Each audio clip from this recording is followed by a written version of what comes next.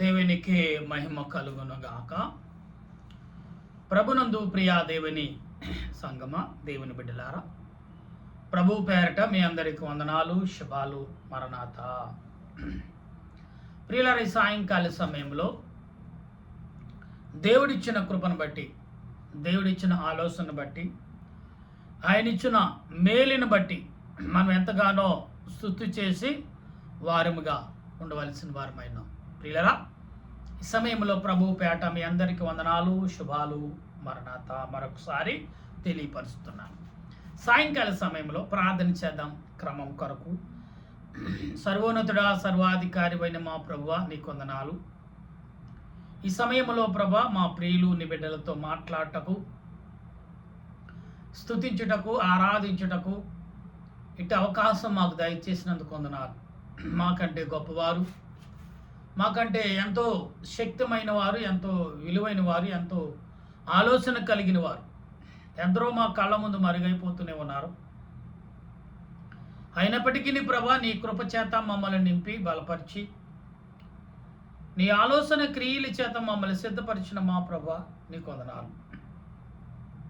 ఈ సమయంలో నీ దాసుడిని నేను నీ లేఖనముని చేతపట్టి నీ ఎదుట, నీ బిడ్డల ఎదుట చేరి ఉన్నాను.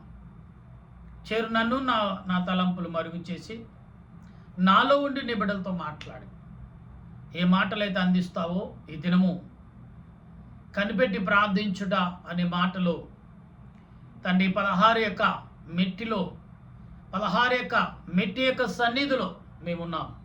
మీ ఆత్మ నడిపింపు, సన్నిధి, సహాయం అందించమని ఆత్మరక్షణకర్త అయిన దేవదేవుని నామములు అడిగి ప్రార్థన చేస్తున్నాను పరమ తండ్రి, ఆమేన్. తండ్రి అయిన దేవుని సహాయము మనకు తోడైండును గాక, ఆమేన్. ప్రభునందు ప్రియా దేవుని సంగమ, దేవుని బిడ్డలారా, ఈ సాయంకాల శుభాలు మరొకసారి మీ అందరికి తెలియపరుస్తున్నాను. ఎందుకంటే దేవుడు నీతో నాతో మాట్లాడుచున్నారు అనే భావం ఎంతమందికి ఆశ్చర్యంగా ఉండదో తెలియదు, కానీ ఇక్కడ మాత్రం ప్రభు మాట్లాడుచున్నారు. వారి ఇసుక నిత్యము ప్రార్థన చేయ ఉండవలటకు ఆయన వారితో ఈ ఉపమానము చెప్పెను. నిత్యము ఏం కలిగి ఉండాలన్న ప్రార్థన చేస్తూ కలిగి ఉండాలి. ప్రార్థన నడిపింపు, ప్రార్థన సహాయము మనం కలిగి ఉండాలంటే నిత్యము ప్రార్థన. తర్వాత దేవునికి భయపడకయు మనుషులు లక్ష్య పెట్టకయుండి ఒక న్యాయాధిపత్యమును ఒక పట్టణము ఉండెను. ఆ పట్టణములో ఒక ఎదవరాలు ఉండెను. ఆమె అతని యొద్దకు తరచుగా వచ్చి, నా ప్రతివాదికిని నాకును న్యాయము తీర్చమని అడుగుతూ వచ్చెను. కానీ అతడు కొంతకాలం ఒప్పకపోయిన తర్వాత అతడు, నేను దేవునికి భయపడకయు మనుషులు లక్ష్యపెట్టకయు ఉండినను ఈ ఎదవరాలు నన్ను తొందరపెట్టుచున్నది గనుక ఆమె మాటి మాటికే వచ్చి గోజాడకున్నట్లు ఆమెకు న్యాయం తీర్చుదునని తనలో తను అనుకుని. ప్రియులారా, మనము ఎప్పుడైతే దేవుని సన్నిధిలో ఎక్కువగా ప్రార్థన చేస్తున్నామో, ఎక్కువగా దేవుని సన్నిధిలో మొరపెడుతున్నామో, ఎక్కువగా దేవుని విజ్ఞాపనకు మనం కలిగి ఉంటున్నామో, ఖచ్చితంగా దేవుని సన్నిధిలో బలమైన వ్యక్తులుగా మనం మెసులుకుని వారిగా ఉంటాం. ఎందుకంటే సర్వోన్నతుడి స్థలములో ఆయనకి ఇష్టలైన వారికి భూమి మీద సమాధానము కలుగును అనే ఒక భావం మనకు కనబడుతుంది. గనుక ఈ సాయంకాల సమయంలో ఆత్మ సంబంధమైన క్రియలను, ఆత్మ సంబంధమైన ఆలోచనను, ఆత్మ సంబంధమైన మనము అనేకమైన క్రియలు కలిగినప్పటికీ దేవుడు అనేక రీతులుగా నిన్ను నన్ను నివసింప చేస్తున్నాడే మాత్రం మర్చిపోద్దు. కానీ ఒక పట్టణములో ఒక న్యాయాధిపతి ఉన్నాడు. అంటే ఇతడు ఒక రాజుగా ఉండి దేవునికి భయపడక, ప్రజలను లక్ష్య పెట్టక, తన ఇష్టమైన పరిపాలన చేస్తుంది. ఆమె దేశంలో, ఆమె రాజ్యములో, అతని రాజ్యంలో ఒక ఎదవరాలు, బీదరాలు ఉంది. తనకు తన యొక్క ప్రతివాదికిని జరుగుచున్న గొడవలో న్యాయము కావాలి అని కోరుచున్నప్పుడు తరచుగా వస్తుంది. ఇసుకుపోకుండా దేవుని సన్నిధిలో ప్రార్థన చేస్తూ ఇసుకుపోకుండా ఏమంటే దేవుని తీర్పు కొరకు వచ్చిందా. ప్రియులారా, ఇక్కడ ఈ తీర్పు ఏమన్నా కనబడుతుంది ఇక్కడ అంటే ఇట్లా, నేను అన్యాయస్తుడు ఆ న్యాయాధిపతి చెప్పిన మాట విని దేవుడు తన ఏర్పరిచిన వాటిని దివరాత్రులు తనను గూర్చి మొరపెట్టుకొనిచుండగా వాయిక న్యాయము తీర్చుడా, ఆయన త్వరగా న్యాయము తీర్చును. అంటే ఆ విషయమై ఆయన దీర్ఘశాంతుడై ఉండును. మీతో చెప్పుచున్నాను, ఆయనను మనిషి కుమారుడు వచ్చినప్పుడు ఆయన భూమి మీద విశ్వాసము కనుగొనునా, తామే నీతిమంతులమని తాము నమ్ముకుని ఇతరులను తునికరించులతో ఆయన ఈ ఉపమానము చెప్పును. ప్రార్థన చేయుటకు ఇద్దరు మనుషులు దేవాలయంకి వెళ్ళిరి. వారిలో ఒకడు పరిచయుడు, ఒకడు సుంకరి. ప్రియులరా, ఇక్కడ సుంకరి పరిచయుడు విషయం కూడా ఈ వ్యక్తి మాట్లాడుతున్నాడు. అంటే ఇక్కడ మనం గమనించాలి, దేవుని సన్నిధికి వెళ్ళి మనం ఏం అడుగుతాం. చాలామంది చాలా రకాలుగా అడిగేది ఏంటంటే, చాలా విషయాల్లో ప్రార్థన నడిపింపు కలిగి మాట్లాడుతూ ఉంటారు. అయితే ఇక్కడ దేవుని సన్నిధిలోకి వెళ్ళి మీరు ఏం మొరపెడుతున్నారు, ఏమో ప్రార్థన చేస్తున్నారు అనే విషయాలు మనం గమనించినప్పుడు, దేవుడు నీ పట్ల నా పట్ల చేయుచున్న కార్యం ఏదైతే ఉందో అది ఖచ్చితంగా మనం అర్థం చేసుకున్న వారంగా ఉండవలసిన వారమైనాం. ఎందుకంటే ఇక్కడ ఈ దినం అంశం ఏంటంటే 16వ యొక్క మెట్టులో ప్రార్థన. దేవుని సన్నిధిలోకి వెళ్ళి ప్రార్థన చేయండి. ఎటువంటి ప్రార్థన చేయాలి, ఎలాగ ప్రార్థన చేయాలి అని మనం గమనించినప్పుడు ప్రియులారా, ఇక్కడ చాలా విషయాలు మనకు కనబడుతూనే ఉన్నాయి. దేవుడు ఈరోజు నీతో నాతో మాట్లాడుచున్నాడు అంటే దాని అర్థము మనం ఏంటో తెలుసుకోగలిగి ఉండాలి. ఎందుకంటే ఇక్కడ ఒక పట్టణంలో ఒక ఎదవరాలు ఉండును. ఆ ఎదవరాలు పేదరాలు, ఆమె అనేక రీతిలుగా ప్రశ్నిస్తుంది. ప్రియులారా, ఈ ప్రశ్నలు ఎలా ఉంటాయంటే ఆత్మ సంబంధమైన ప్రశ్నలుగా ఉంటాయి. అందుకే దేవుని సన్నిధిలోకి వెళ్ళినప్పుడు, దేవుని సన్నిధి నీ గృహంలో ఏదో ఒక చోటను ఏర్పరచుకుంటావు కదా. దేవాలయం అయితే గొడవ లేదు, కానీ నీ ఇంట్లో ఏదో స్థలంలో ఏదో చోటన ఇది దేవునికి ప్రార్థన చేసే స్థలం అని అనుకుంటాం. మన ఇండియా వారైతే ఈశాన్య మూలే దేవుని స్థలము అని కొన్ని స్థలాలు ఏర్పరుస్తారు, దేవునికి ప్రత్యేక స్థలాలు. అందుకబట్టి ఇండియా వారు మహాజ్ఞానవంతులని దేవుడే గ్రహించారు. అందుకే దేవుడిని యేసు ప్రభు పుడతాడని పుట్టక ముందే, ఆయన భూలోకంలో ప్రవేశించక ముందే కొన్ని సంవత్సరాల వారు కాలనడకని ప్రభువుని దర్శించడానికి నడిచిన వారు తూర్పు జ్ఞానులు. ప్రియులరా, అంటే మనము ఇక్కడ ఎంత తెలివైన వారు అంటే ఇండియా వారు చాలా తెలివైన వారు. అందుకనే భక్తి ఉంటుంది, భయం ఉంటుంది, స్వార్థం ఉంటుంది, అసూయ ఉంటుంది, అక్కర ఉంటుంది. ఈ 5 కూడా ఇంకా ఒకదానికొక పోటీ పడుతూ ఉంటాయి. కానీ అన్నిటికంటే భయంకరంగా పోటీ పడేది ఏంటంటే స్వార్థం. ఈ అన్నిటిని జయించి అసూయ, స్వార్థం, అక్రమం, ఈ 3 మాత్రం పీచికి జరిపోతే అబ్బో చాలా బలంగా చూపిస్తాయి. కానీ దేవుడు అంటున్నాడు, నీవేమవుతున్నావు, ఏమని ఆలోచిస్తున్నావు, నీ ప్రార్థన ఏమైంది. ఇక్కడ పరిచర్యకుడు సుంకరి చూడండి ఏమని ప్రార్థన చేస్తున్నాడు. ఏమండి, పరిచర్యుడు ఏమని ప్రార్థన చేశాడు. పరిచర్యుడు అంటాడు, ప్రభువా నీ లేఖనం రోజు చదువుతున్నాను, రోజుకు 2-3 మార్లు నేను ప్రార్థన చేస్తున్నాను, వారాము ఉపవాసం ఉంటున్నాను, దశంభాగాలు ఇస్తున్నాను అని తనకిచ్చే ఆదాయము చెప్పుకుంటున్నాడు. అలాగే సుంకరి చెప్పుకున్నాడు, పరిచారి గురించి చెప్పు. కానీ సుంకరి ఏమంటున్నాడంటే తన దేన స్థితిని, తన అవకాశం అని, ప్రభువా ఇలాగూ నాకు అవకాశం ఇచ్చావు, ఎంతో అదృష్టం, ఇది నాకేనా, నాలాంటి వారికి ఎంతమందికి ఇచ్చావు అని తనను తానుగా పశ్చాత్తాపడుతూ దేవుని సన్నిధిలో మొరపెడుతున్నాడు. ప్రియులరా, అంటే వీరిద్దరిలో ఎవరు హెచ్చించాడు దేవుడు అంటే సుంకరిని దేవుడు దీవించినట్టుగా బైబిల్ గ్రంథం లేఖనం చెప్తుంది. పరిచాడు మాత్రం తన చేసిన క్రియను ప్రభువు తెలియదని మరలా చెప్పుకుంటున్నాడు. దేవుని బిడ్డలారా, దేవుని సన్నిధికి వెళ్ళినప్పుడు మొదటగా మనం చేయవలసిన ప్రార్థన ఏంటి తెలుసా? తగ్గింపు కలిగి ప్రార్థన చేయాలి. మన తప్పులు ఒప్పుకోవాలి. ఎందుకంటే దేవుడికి తెలియకుండా ఏమీ నీ దగ్గర లేదు, అన్నీ తెలిసే ఉంటాయి. కానీ ఏదంటే మనం ఏదో ప్రజలకు మెప్పు కలిగించడానికి ప్రజలు వింటున్నారని చెప్పి ఏం చేస్తాం? వింతగా ప్రవర్తిస్తాం. మా అమ్మ బాగా ప్రార్థన చేస్తుంది, నా భార్య ప్రార్థన చేస్తుంది, మా భర్త బాగా ప్రార్థన చేస్తుంది, మా అబ్బాయి బాగా ప్రార్థన చేస్తాడని చెప్పించుకుంటా కొరకు కొందరు మాట్లాడుతారు. కానీ దేవుని బిడ్డలారా, నువ్వేం చేస్తున్నావు? యవనస్తులారా, కుమారులారా, తల్లిదండ్రులైన వారులారా, పెద్దవారు అయిన వారులారా, నా బంధుమిత్రులైన వారులారా, మీరేం చేస్తున్నారో, మీరు ఎలా నడుస్తున్నారో ప్రభువుకు ముందే తెలుసు.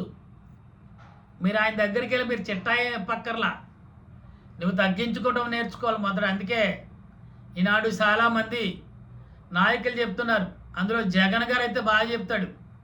ఎలాగని?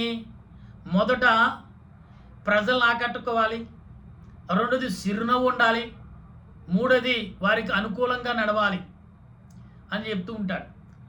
అలాగే ఎందుకంటే అతను క్రైస్తవుడు కాబట్టి బైబిల్ బాగా చదువుతాడు కాబట్టి చెప్పవచ్చు.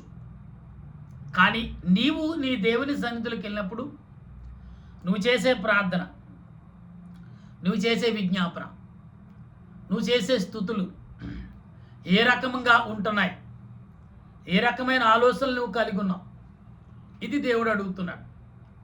ప్రియులారా, ప్రభు అడుగుతున్న మాటకు నువ్వు సమాధానం ఏ రకంగా చెప్తున్నావు? ప్రభు నిన్ను అడుగుతున్నాడు. ఎవరినో అడుగుతున్నారు అనుకుంటారేమో, మనల్ని అడుగుతున్నా తెలుసా? గమనించండి. వింటున్నారు కదా మీ అందరూ? వింటే దేవుని ఆత్మ ఈలోజు నీలో ప్రవేశించిందని, అది నిన్ను నడిపిస్తుందని, నీకు లోబడుతుందని, నీ క్రియలన్నీ ఎరిగి ఉన్నదని గమనించాలి. అందుకనే ఈ ఎదవరాలు అధికారి దగ్గరికి వచ్చి అడుగుతుంది.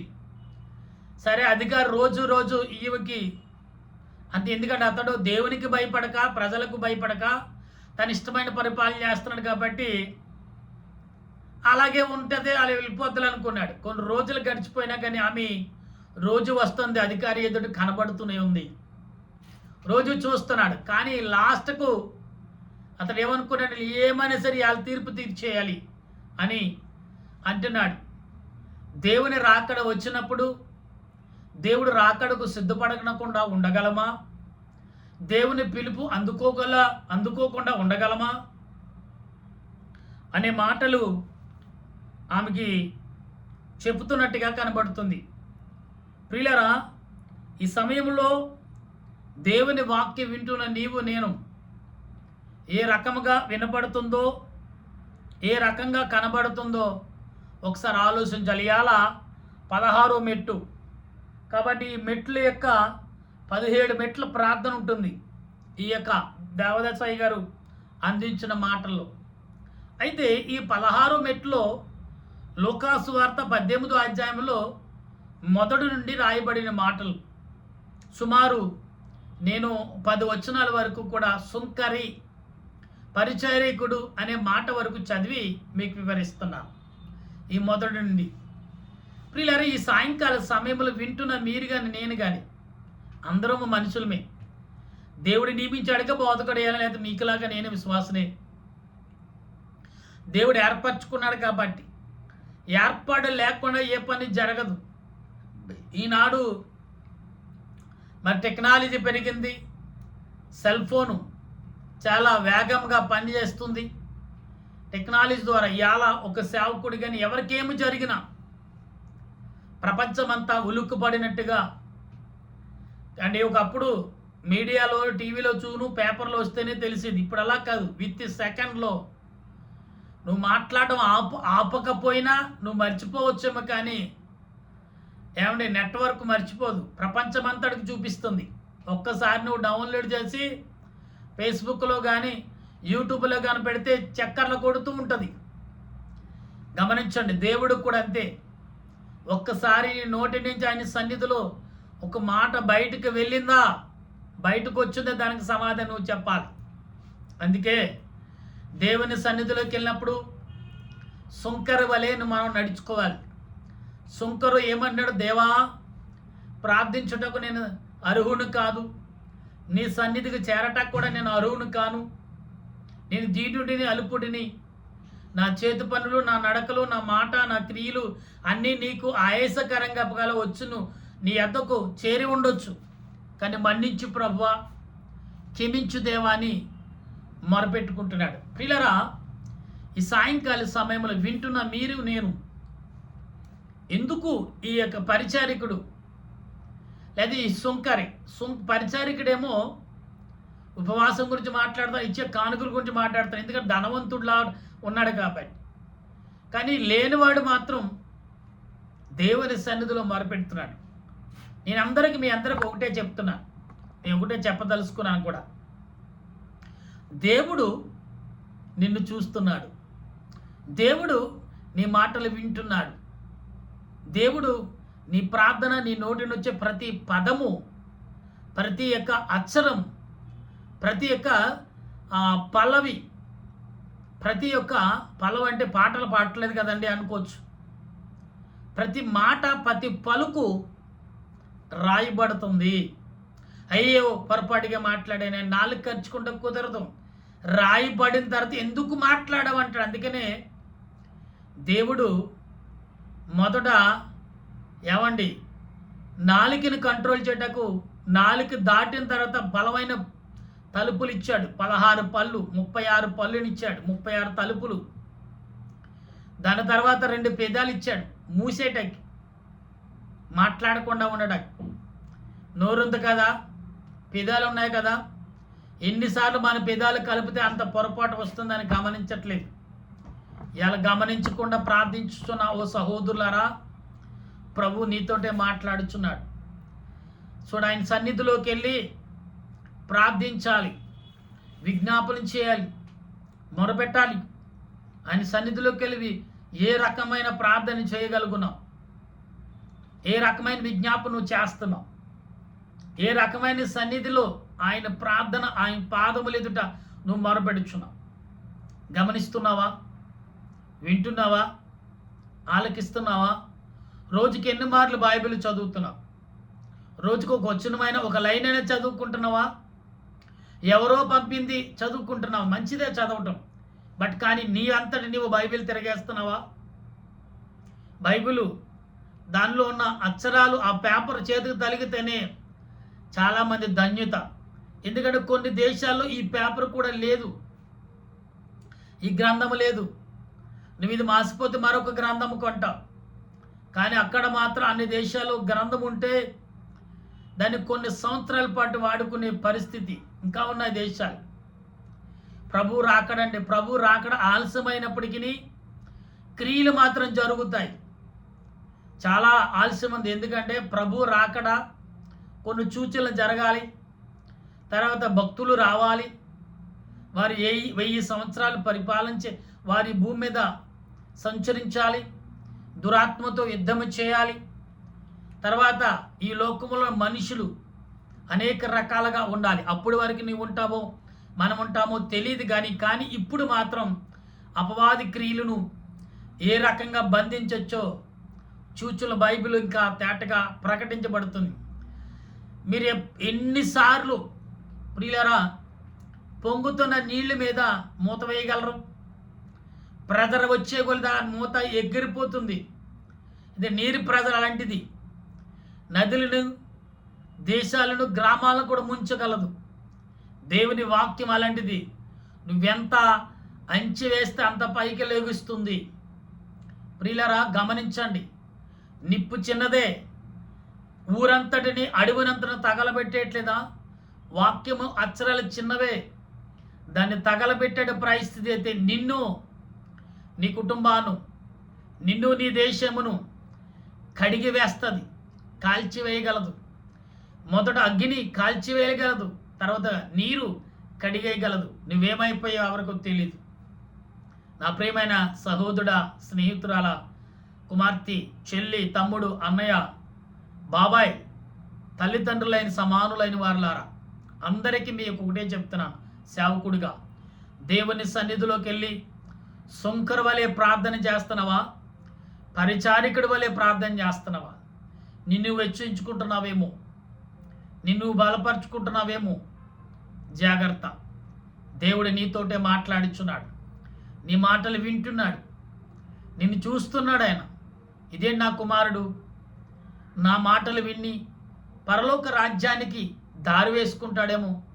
తనకిచ్చిన నుచ్చుని, ఆ నిచ్చుని బలపరుచుకుంటాడని. చాలామంది నిచ్చులు ఉంటాయి, కొన్ని అందరి వరకు పనిచేస్తారు, అతని చేతిలోకి వచ్చేటి ఇరిగిపోతూ ఉంటుంది. ఎందుకంటే నుచ్చును వాడే విధానము తెలియకపోతే కొత్త నిచ్చెనైనా సరే 2 ముక్కలు అవుతుంది. వాడే విధానము తెలుసున్నప్పుడు నిచ్చెన మీద వేటు పడకుండా నడిచేవారు ఆ నిచ్చెన వాడేవారు కూడా ఉంటారు. అదే జాగ్రత్తగా ఆననట్టుగా బ్యాలెన్స్ దాన్ని మేము చూసుకుంటూ ఎక్కేవాడికి నిచ్చెన ఎక్కువ కాలం అనుకుంటుంది. బ్యాలెన్స్ చేయకుండా నిచ్చెన ఉంది కదని అడ్డదిడ్డంగా వేసుకుంటే ఆ నిచ్చెన సకానికి ఇరిగిపోతుంది. నీ జీవితం కూడా అలాగుందేమో. నీ ప్రయాణం అడ్డదిడ్డగా ఉందా? నీ మాటలు అడ్డదిడ్డగా ఉన్నాయా? నీ నడక అడ్డదిడ్డగా ఉందా? నీ ఆలోచన అర్థం కావట్లేదా? అయితే ఏదో ఒక రోజున నీవు తలకిందులయ్యే రోజు రావచ్చు. అందుకే అంటున్నాడు ఈ హెచ్చరిక. ఎందుకంటే నేనే మార్గము, నేనే సత్యము, నేనే జీవం అన్నాడు ప్రభు.